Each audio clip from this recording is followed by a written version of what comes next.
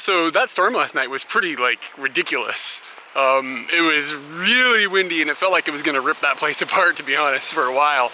And then it ended and you could see the stars and everything, and it was like quite pleasant.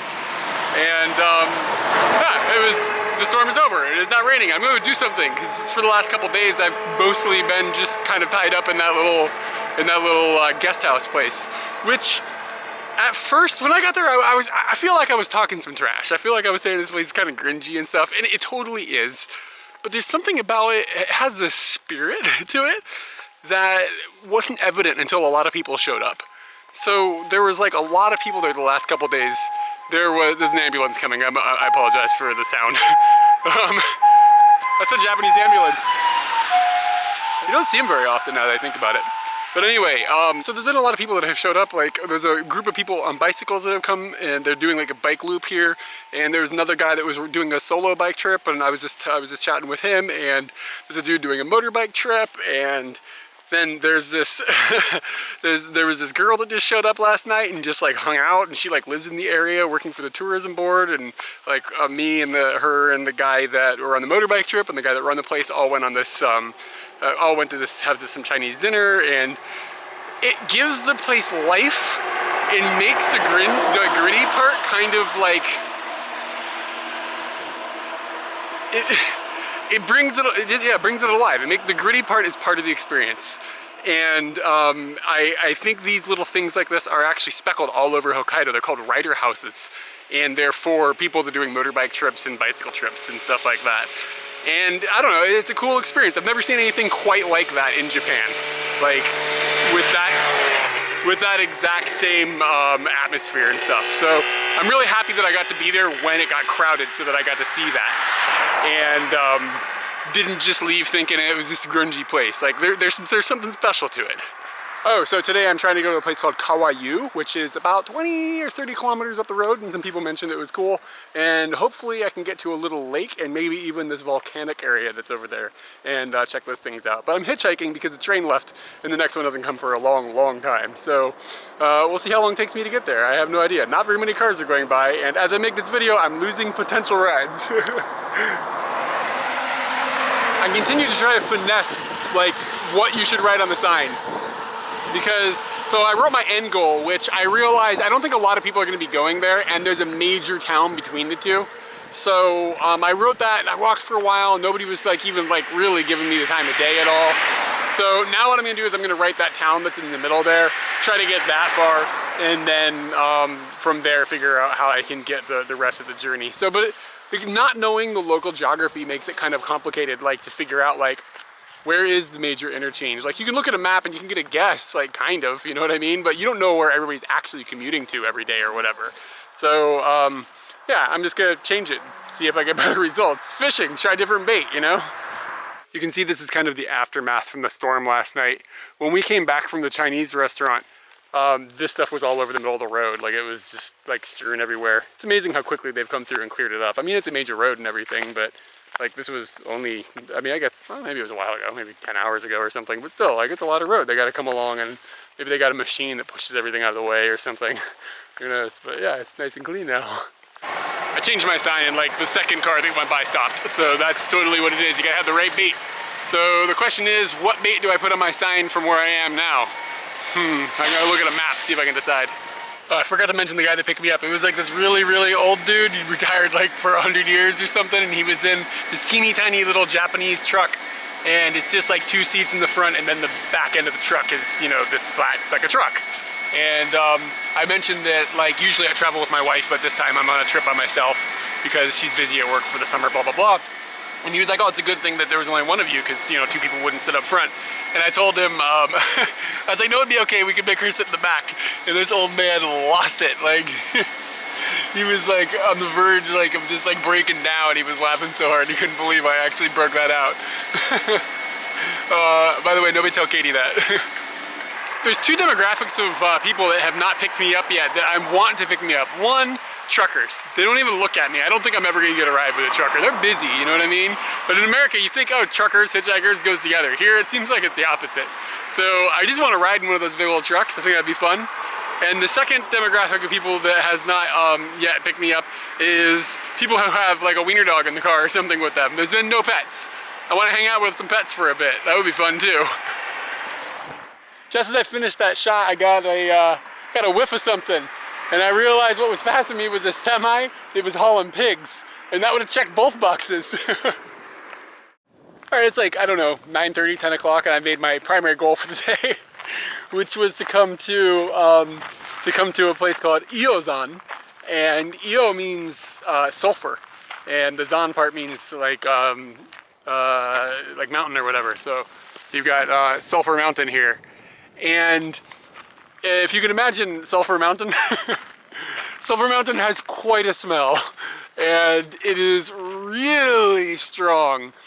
And I heard that after heavy rains, it's even stronger than normal. So we had pretty heavy rain last night, so I'm wondering if we've got a little bit of that going on. It's got a, like you're on the moon vibe, like the way the rocks are and stuff, and it's just, there's so much greenery around here, and then all of a sudden, bleh, this like really, really barren little chunk of smelly ground. It's awesome. And there's like all this steam coming out of it, and I can see from here how bright the sulfur is. I'm a little concerned with getting too close to it and then hitching a ride in somebody's car and they're gonna be like, man, this guy smells like farts. What's up with this? Now you can definitely see the yellow sulfur is beginning here, even though I've still got a little bit of a trek up to where the main event looks to be. I love when you come to places that are exciting for senses that aren't usually like tantalized. Like, there's a horrible smell, but it's just awesome that like your nose is getting a workout. It's just, you know, when you go to other places, that's not the primary thing, but that's what's going on here. But here you got the nose, you got the eyes, you can hear the steam like coming up out of the ground and everything. It's like, it's getting almost all your senses and really just utilizing them. It's amazing. The downside of this is that I had intended, I brought some food and I had intended to have a picnic, but my appetite has kind of nosedived. So maybe I'll save it for my next stop. I can't believe I can get this close to like this happening, like the earth spitting things out of it. Am I allowed to be? Oh God. Oh wait, it doesn't smell that bad. That's a really big surprise. I really thought the steam would be horrible smelling, but it just sort of smells like steam. Vague, like it's just barely a little bit eggy. Interesting. I would go as far to say that the steam almost dampens the smell of the egg. The mountain is literally splashing on me right now. This is unreal. You're in this like kind of valley little area, so the wind is constantly changing directions, the steam is constantly changing directions, and it's just moving around. You've got these smells, and then there's these giant pillars of yellow sulfur just sticking up out of the ground, and like all around you is water bubbling up out of the ground. Like, this is like out of a movie or something. Like, I'm like trying to find a place to throw a ring, you know what I'm saying? This was insane. The yellow is incredibly vibrant too, just like neon yellow, like a yellow that shouldn't exist in nature. Like you think, oh, that's like, you know, only a yellow from the 80s. Like, no sir, that yellow is popping out of the ground here. I got so excited about Mount Sulphur, I forgot to mention my last ride, there was a dog. I didn't get any dog interaction time, but a dog was there. So like, you know, I got to feel its spirit. After about 10 minutes of being up there, my eyes have started to burn really bad. Like, really bad. So I think that maybe staying there for 10 minutes is the perfect amount of time. But if you have the means to go to a sulfur mountain, like, you should definitely 100% do it. Very cool. All right, this is a new one. There's this dude with a big camera, right? And he's with his girl, and this girl is wearing a dress that is not the kind of dress you wear to Sulphur Mountain. This is the kind of dress you wear if you're working at nighttime in Shinjuku and you be a lady, maybe from like the Philippines or from China or something like that. I'm sorry to generalize, but let's be real. So she's dressed, you know, she's dressed kind of skanky. Let's put it out there. And you can see through her dress quite a bit. So you can see her underwear, and her underwear is it's filling the rest of the mood for how she's dressing. And he's taking pictures of her in front of Sulphur Mountain, which is bizarre. and I just saw her lift her dress up completely, and he took like pictures of her like that, and they were trying to be discreet, but they were just standing outside right out in front of the sign, like there's kids walking around and stuff. So come on, people. Like, this is like a family retreat. Like, what are you doing? You know what I mean? Like, have some class. I just heard this people speak that were, you know, having the photo shoot, and they're not speaking Japanese. So, I mean, I'm not sure, you know, who is of what nationality or even what nationality they are, but one of the two is probably not Japanese. Let's put it out there that way. So, even though I was making that generalization, I think there might be a little bit of educated guessing going on there. Sorry. Sorry, world. That's real talk. I'm now back down at the base, like where I first got here, and I was like, man, it smells bad. I can't smell the sulfur down here anymore. It's like my nose has been overwhelmed. So as you drive by, this area looks very, very, very like thickly forested and stuff, and maybe it's just because I'm up next to like Sulphur Mountain or whatever, but this feels more like a high desert area where it's not quite as densely like treed. And it sort of reminds me a bit of the area where my family lives in Oregon, like in the Bend area, like in Central Oregon, where there's like, you know, loose rocks and gravel type, like groundish type of stuff, and then like pine looking plants and all of that. Except in this case, it smells different. There's a big lake about 6 kilometers from Sulphur Mountain there, and I was like, okay, I'll go to a big lake, why not? You know what I mean? Weather's nice, lakes sound fun, let's do it. But I started walking, and the only cars that are going by are going the other way. So now I'm a little like, maybe I should have picked a different lake, you know? This is the closest lake, but there I think there's a more famous lake the other direction, but like a little further away. So I don't know. Hitchhiking is tricky when nobody comes. But there's apparently a little village like 2 kilometers down the road, so even if I have to walk 2 kilometers down this beautiful road with this like nice breeze and everything and the faint smell of farty eggs, then I think it'll be all right. Alright, so the only road to get down to the lake that I want to go to from like this area is closed. There's signs up that's like it's closed because of the typhoon last night. I guess they haven't cleared those roads away like they had cleared the main roads away. So I got a ride, and the guy drove me to the sign. Like, he didn't know it was closed either. We got there and we were both like, oh, well, we can't go there. So it's not a place we can go. So now I'm in this little town, and I don't know what I'm gonna do next. I think the first thing I'm gonna do is I'm gonna eat my lunch, and then from there maybe look at a map or something. I don't know, find internet, see what I can find. Maybe there's something interesting in this town, who knows. That road being closed might be an explanation as to why there are no cars going this direction.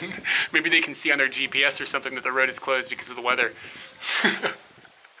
They should start taking that as like a note. Like, if there's nobody going that way, maybe go the other way. One of my favorite things about these little onsen towns is these little foot baths. They have these public foot baths. They're free. And you can just like come over here and put your feet in for a few minutes. And if it's chilly out in the nighttime, they feel great. And it's a little warm right now, so I probably only spent a couple minutes here, but it's still a cool experience. I'm not joking around, this is pretty warm, and I'm not 100% sure, but I think I can still smell sulfur, but I still see some yellow rocks on this thing next to me, but I'm not sure if like the sulfur smell is coming from that or if it's just embedded in my brain now.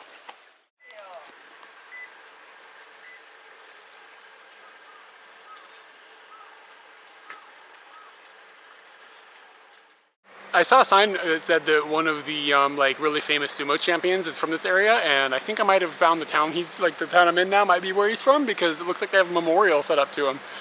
Well, memorial, I honestly don't know if he's still alive or not, so I don't know if it's a memorial or a museum, but one of the two. They've got some sort of, you know, dedication.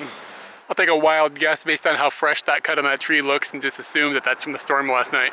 People have told me that the storm was like, that's really rare to have that type of storm come through with that much wind and that much rain, and like for typhoons to actually make their way all the way up to Hokkaido. So I can see why there's so much destruction, even though the storm, while like, you know, strong, was not like a ridiculous level of strong. It's just like things here haven't had that happen to them in a long time, and now that they have, they aren't very strong and they've broken. Good timing, Eric. Curiosity has gotten the best of me, and after seeing some of those trees that were knocked down like kind of in the middle of the town, I want to see why this road is closed. So I think I'm just gonna walk it, and it said it's like 3 or 4 kilometers or something, so I don't know, like an hour or something. And I'll stop and take some videos, maybe 2 hours, no big deal. It's really nice outside, and I think it's like 12:30, so I've got tons of time. I do have to remember though that if the road is closed, maybe getting back will be a walk too, so gotta keep that in mind. Don't want to be stuck way out here in the middle of the jungle in the middle of the night. This place got ripped apart last night, like hardcore. Like, look at this tree. Look how big this tree is. It's torn down. I mean, I guess the bigger the tree is, the more likely it is to get torn down in that sense. But still, it's pretty shocking. Destruction aside, I am kind of surprised that the road is closed still. I wonder if it's going to be like a big mess up ahead or something, because, I mean, it's a little dirty, but the road looks fine right now. The sidewalk is a little messy. And I've seen, there are some vehicles coming through. Like I saw a delivery truck go by a minute ago and a guy in a little van. I'm assuming maybe they live back here or something. Well, the delivery guy is probably delivering, but so they are letting some vehicles through, or the delivery guy is just like, screw the man, and he just hopped the fence, you know what I mean?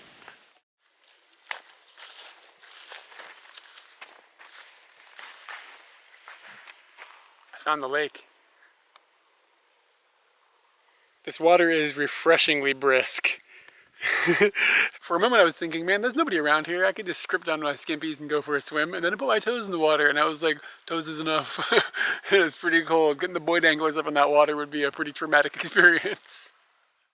I think I found out why the road is closed. There's a construction crew. I just like saw that they have recently cut a tree like that was humongous. It had fallen across the whole path. And they had recently cut it in half and then moved parts of it off the road with like a crane or something. So maybe there's more of that, or maybe that's the last one. The road will about open soon. Kind of hope so, because I have a really long way to walk at the moment, and I refuse to go back the short way because, well, I'm not very smart. So it would be nice if there was a flow of cars coming, because if there was a flow of cars coming, then I would just hitch a ride to civilization. But there is nothing out here right now. It's nice in a way, but I'm kind of worried about getting eaten by a bear. Look what I found. That is awesome beyond belief. For real, this is kind of spooky. Like, it feels a bit like apocalyptic, like something happened and there's nobody else anymore, because it's been so long since I've seen like a person. Like, I saw those dudes working on the road, but that was quite a long time ago at this point. And I found this like kind of rest area that, I mean, it looks clean and like it doesn't look completely disused. It looks like if there was an apocalypse, it was like yesterday or the day before, you know? But there's just like all these swan boats and stuff, and of course the vending machines are still running. I don't know, it's all really well maintained, except for obviously the storm came through here and there's no one here. And I'll be real, I'm getting a little worried about how far I have to walk. It's like 10 kilometers. So, whoops. This is another footbath that sits right on the edge of the lake. So you've got this pool of really hot right next to this pool of not hot at all.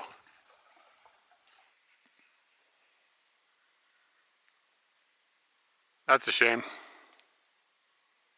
This little cabin that's back here is for sale, and I think the access being blocked like this might impede on them making any progress on getting that sold.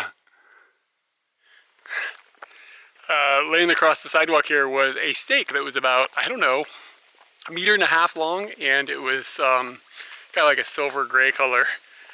And I'm afraid of snakes like hardcore, especially in Japan. Like, are they poisonous? Probably. I don't know. Who knows? Snakes are just terrifying. So I stopped and he got a look at me, and then he made his way into the woods. I didn't get any video of him because I was petrified. That's a cicada. They're pretty big and they're spooky when they fly, because they fly kind of vertically in a weird way. I'm glad he's not flying. I think I'm going to get out of his way before he decides he's going to. Along this lake I've stumbled into this little village, and there's not a whole lot going on. There's a Ainu like museum, so I wonder if around here there's like Ainu people living. Ainu is like kind of like Hokkaido's Native Americans, like I guess that's how I would describe it.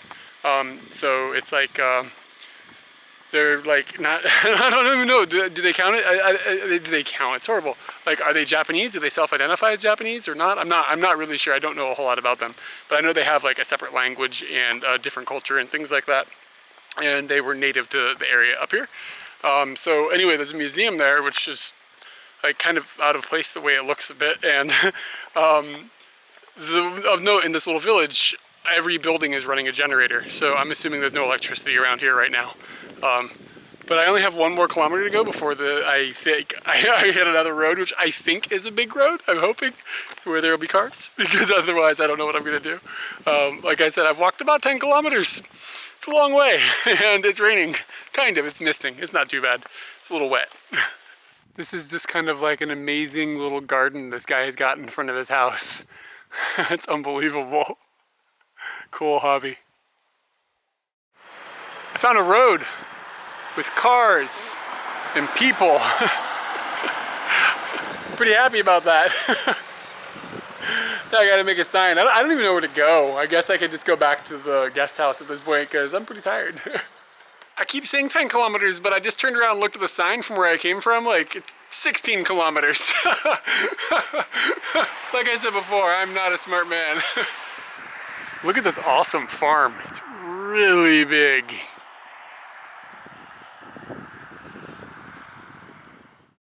Got it right into town. That was nice. And now I'm almost back where I started this morning. So I don't know what I'm gonna do, if I'm going to.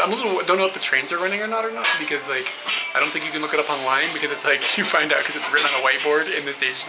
So I don't know if the trains are running, so I'm not sure how exactly I'll get back. It is starting to get dark.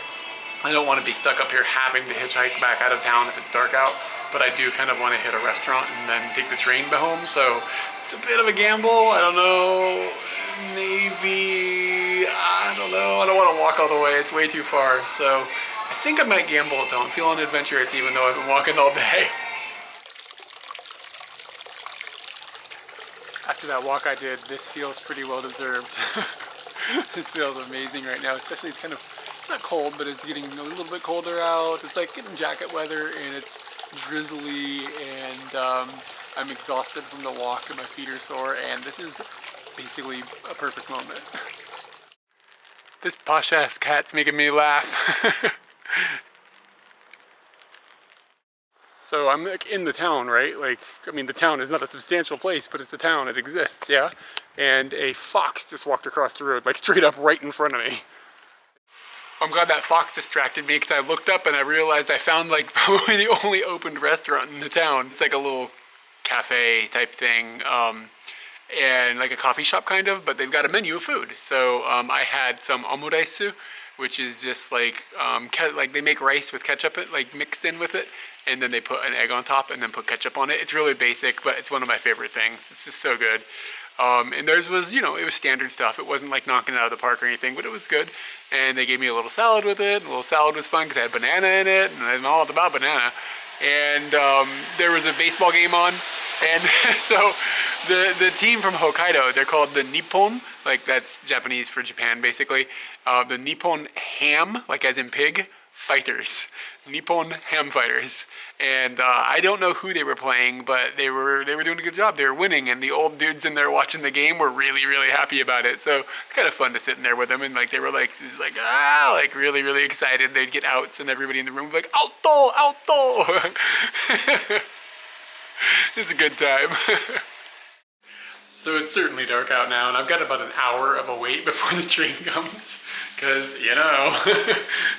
So I'm just chilling. I'm trying to decide where I'm going to go tomorrow, and I have internet where I'm at the train station. They've got free Wi-Fi, so I'm trying to figure out, like, there's a few places I could go. I saw a place that's got, like, apparently it's got really, like, one of the best kyde sushi places in the country, like the conveyor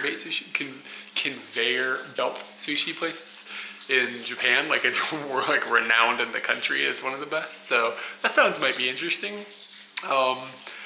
But the famous thing that they have there to eat is uni, and I'm just not, it's not really down on like urchin. So I'm not sure. I don't know. Do I want to go over there? And I don't know if there's much else over there. So the girl that I met yesterday that worked for the the tourist center in this area had mentioned a place called Raosu, and she said it's really nice there, and it's next to some big park that's really remote. So I thought, maybe I'll go there, or maybe I'll go to both. I don't know. So we'll see. I have to sleep on it, and I'll wake up and just see where it goes. I was thinking about just getting in a car with somebody tomorrow and be like, where should I go? See what happens. I don't know. Maybe I'll do that. I don't know. We'll find out.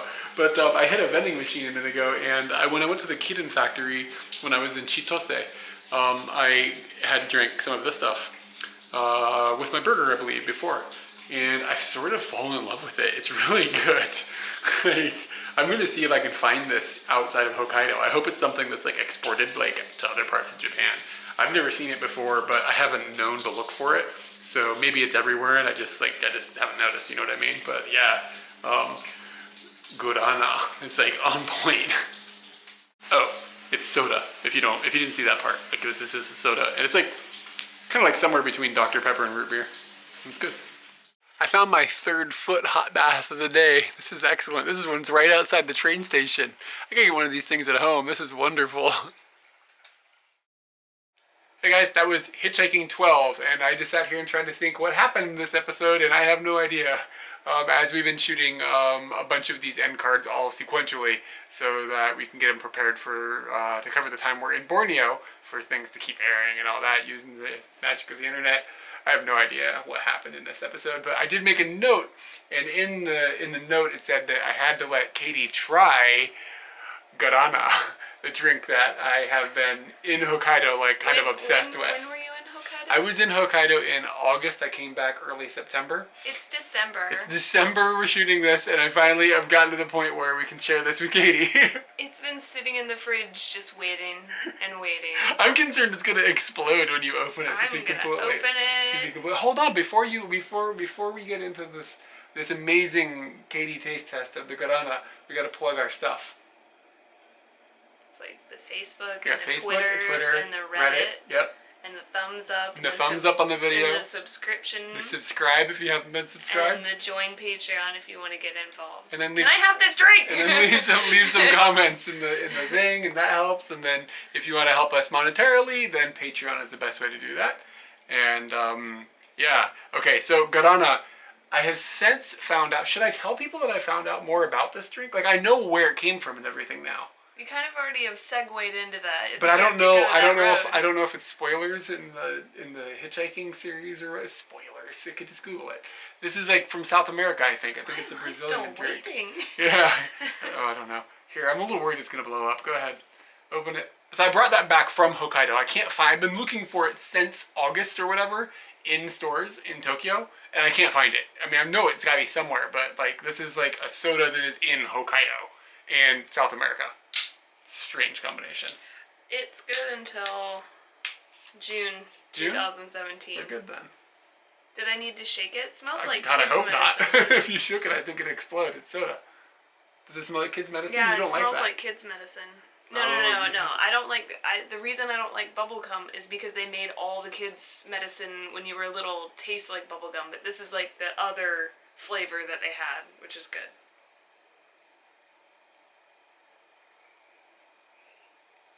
How's that working out for you?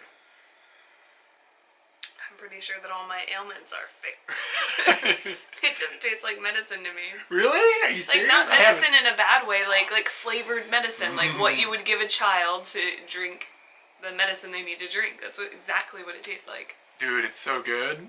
I got obsessed with this when I was up there. I drank these every day. I noticed that the drink is now over there. Yeah. Very quickly, it is gone. Yeah, I don't know why. It's really good. I definitely don't think that it's bad. It's not hypnotic. It's not. You called me like 6, 7 times to tell me about this drink. It's good. It's like I gotta tell you about this soda I found. Wow.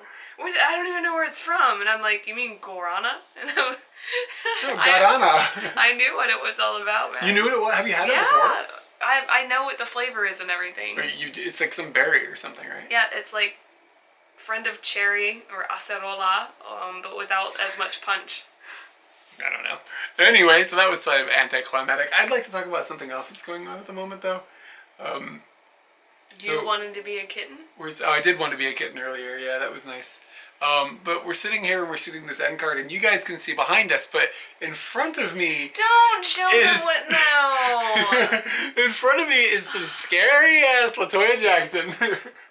Look at this. This is what I'm looking at, folks. What are you doing here, man? I'm watching watching The Apprentice. Okay, let's hit up some questions, shall we? Okay. It's Okay. probably for the best. Ask Latoya. Latoya? Yeah. How'd Latoya answer this? Okay. Okay, so this person, Paulina. Paulina.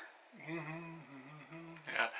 From Facebook, she mentioned that in part 4 of my hitchhiking series, which was posted like 1,000 years ago at this point, I mentioned the Yakuza. And she asks, what is the stigma about them in Japan? Do you often see them or get warnings about them? Have they caused any trouble to anybody we know? Latoya just looks confused about the question. Yeah, so Latoya doesn't. I think you're going to have to take this one for her. Honestly, we don't really know that much about the Yakuza. It's not like a thing that's in your face all the time. Like, you know what neighborhoods and stuff they operate in, but like, we still go there. Like, it's not dangerous. It's not like in America when you're like, oh, there's gangs in this neighborhood. Like, you don't go there because like you might get like, you know, attacked or whatever. Like, they're bad neighborhoods. You just don't go. But here it's just like, it's the neighborhood where these guys are operating, like, you know, there's prostitution happening there, and there's probably like some element of drug sales and stuff taking place that just doesn't affect you. I think the reason that it doesn't affect us or other people that it shouldn't affect is because they know their clientele, they know where they're going, and it doesn't become a pervasive thing where they're trying to change things. Sometimes drugs or bad things come into a community like in America and it's almost like it changes the entire area. But here, those things exist, but they exist underneath things and they don't change the outer crust. And all we see is the outer crust. It's really just an underbelly situation. They're like certain places in America, there's no undercrust. It gets in there and it just changes the outside like a mold. Yeah, so I think like to relate it to something maybe more Western, it's more like the mafia than it is street gangs. It's not like street thugs running around like, you know, having shootouts and like doing drive-bys and like peddling drugs like on the street in that sense. It's more like the mafia, like, you know, you might live in New Jersey or in New York or whatever and you might have that element of like that type of thing is going on around you, but unless you're involved with it, it's like you don't really get that affected by it. Now, I mean, if you own a business, there's probably areas that you're not going to be going to. You ain't going to the Bada Bing. Well, yeah. But I mean, there's definitely bars here that you would look at, and I'd be like, I'm not going to go in there. That's not. They're not going to want. Yeah, here, even here. Like, I'd be like, they don't want foreigners in there. Like, you know what I mean? Like, we say that all. You know, we see things and we're just like, that they are not equipped to deal with a couple of white folks. I'm not passing through the crust. I don't know. Maybe if we had more guts, it would be a fun adventure. I bet you'd meet cool people. Like, you know what I mean? I think that you would have some adventures for sure. And I've heard some stories about people like going into